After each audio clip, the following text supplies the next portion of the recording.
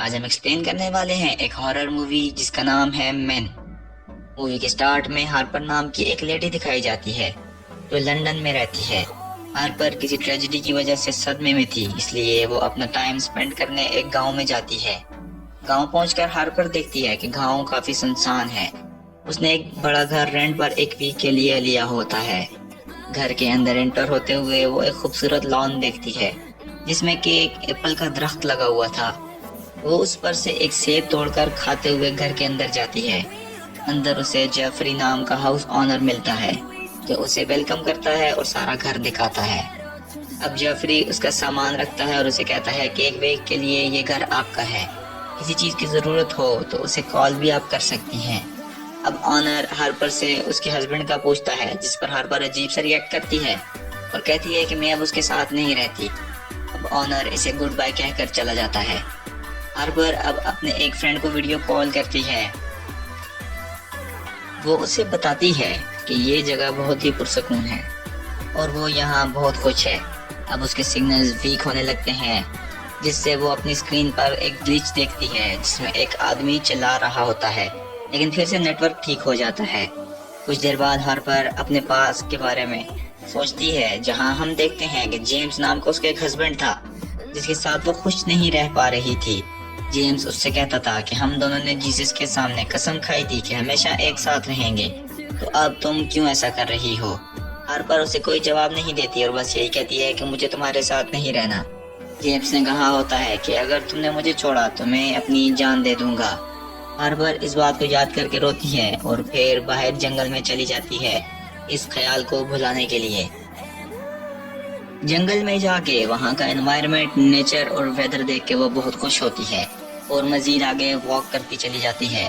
چلتے ہوئے ایک ٹنل آ جاتا ہے۔ وہ وہاں اپنی آواز ریورس ہوتی سن کر گانا گانے لگتی ہے، لیکن پھر ٹنل کی دوسری طرف سے ایک آدمی اسے اپنی طرف بھاگتا ہوا دکھائی دیتا ہے، جسے دیکھ کر وہ بھاگ جاتی ہے اور آگے ایک اور ٹنل آ جاتا ہے جس کا دروازہ بند تھا۔ اب وہ اوپر کی طرف فلائنگ کر کے گاؤں کی طرف جانا چاہتی ہے، لیکن گاؤں ویران اور سنسان تھا۔ وہاں کے گھر مسمار اور خالی تھے۔ وہ سوچتی ہے کہ ان کا فوٹو لیا جائے۔ فوٹو لیتے ہوئے اسے اپنے سامنے ایک آدمی نظر آتا ہے جو اسے ہی گھور رہا ہوتا ہے۔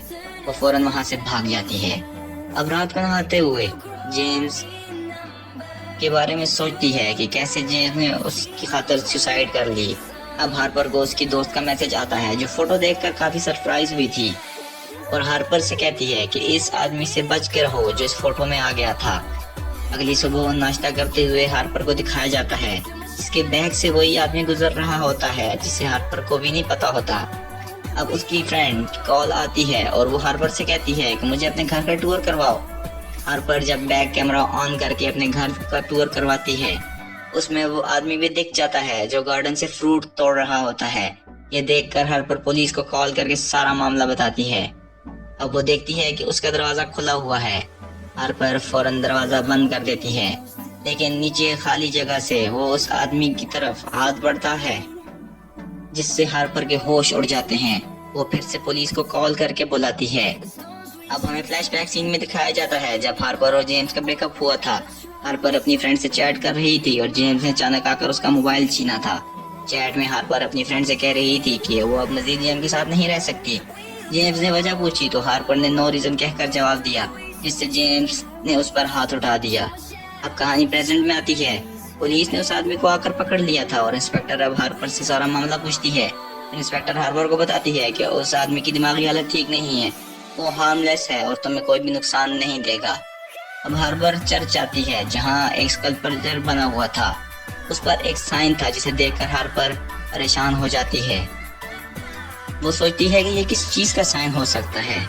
اب وہ ایک بینچ پر بیٹھ کر بہت روتی ہے اور سوچتی ہے کہ جیمز نے اس پر ہاتھ اٹھایا تو میں نے اسے گھر سے نکال دیا، حالانکہ وہ معافی مانگ رہا تھا۔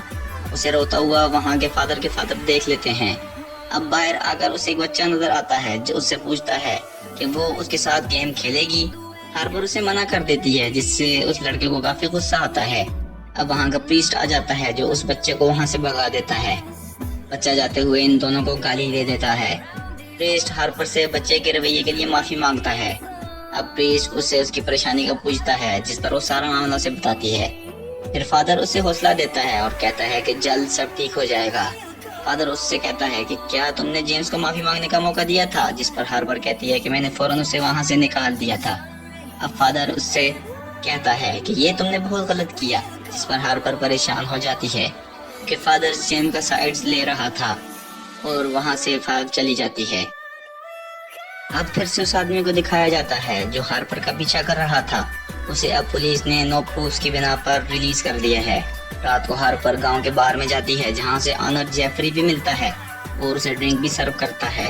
یہاں انسپیکٹر بھی آیا ہوتا ہے جو جیفری کو بتاتا ہے کہ تمہارے گھر میں ایک شخص گھس آیا تھا جسے ہم نے اریسٹ کیا اور اب ریلیز کر دیا۔ ہارپر غصہ ہو کر پوچھتی ہے کہ اس کو کیوں چھوڑا گیا، جس پر انسپیکٹر بتاتا ہے کہ اس کے خلاف کوئی بھی ثبوت نہیں تھے، اس نے آپ کے گھر سے کچھ بھی نہیں چرایا۔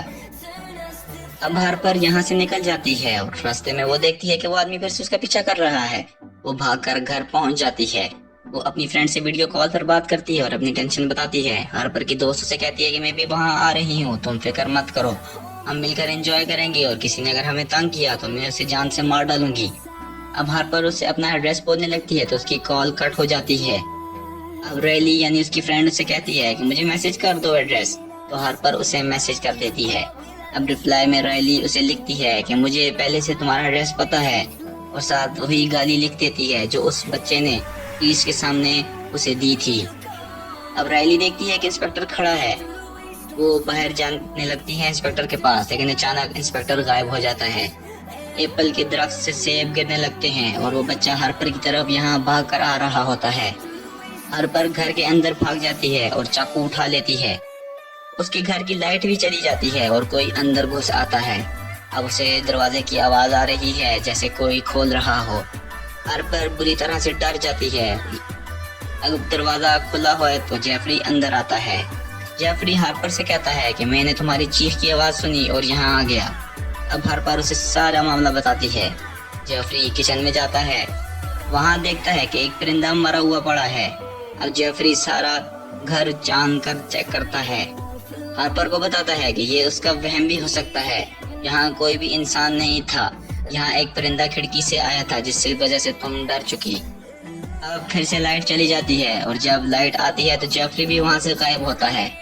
ہارپر سوچتی ہے کہ یہ چل کیا رہا ہے۔ اب وہ یہیں کھڑی دیکھتی ہے، کوئی آدمی جو شروع سے اس کا پیچھا کر رہا تھا وہ اس کے پاس آ رہا ہوتا ہے۔ وہ ہارپر کے منہ پر کچھ پھونکتا ہے جس سے ہارپر کو وہی ویژن آتا ہے جو اسکلپچر اس نے چرچ میں دیکھا تھا۔ اب ہارپر پھر سے بھاگ کر اندر چلی جاتی ہے اور ڈور کو لاک کر دیتی ہے۔ وہ بندہ اپنا ہاتھ اندر لاتا ہے اور ہارپر اس کے ہاتھ کو پکڑتی ہے، لیکن وہ بندہ ہارپر کو اپنی طرف کھینچنے لگ جاتا ہے۔ ہارپر اس کے ہاتھ میں چاقو گھسا دیتی ہے، لیکن اس آدمی کی آواز تک نہیں نکلتی۔ وہ چاقو سے اپنے ہاتھ کو چیر دیتا ہے اور اسے باہر نکال لیتا ہے، جس سے کہ اس کے ہاتھ کے 2 ٹکڑے ہو جاتے ہیں۔ ہارپر یہ دیکھ کر کافی ڈر جاتی ہے اور کچن کی طرف جاتی ہے جہاں وہ چرچ والے لڑکے کو بھی دیکھتی ہے۔ اس لڑکے کا ہاتھ بھی 2 ٹکڑوں میں تھا، یعنی ایسا لگتا ہے کہ باہر وہی موجود تھا۔ اب وہ لڑکا ہارپر سے کہتا ہے کہ میں نے تمہیں صرف کھیلنے کا کہا تھا لیکن تم نے مجھے ہرٹ کیا اور اب وہ اسے مار ڈالے گا۔ اب وہ لڑکا ہارپر کی طرف بڑھنے لگتا ہے تو ہارپر اسے چاقو دکھا کر کہتی ہے کہ میں تمہیں مار ڈالوں گی۔ وہ لڑکا اب ہارپر کی طرف بڑھ رہا تھا۔ ہارپر نے خود کو ایک روم میں لاک کر دیا۔ وہاں وہ دیکھتی ہے کہ چرچ کا فادر بھی موجود تھا، اس کا ہاتھ بھی 2 ٹکڑوں میں تھا۔ وہ ہارپر سے انٹیمیٹ ہونا چاہتا تھا۔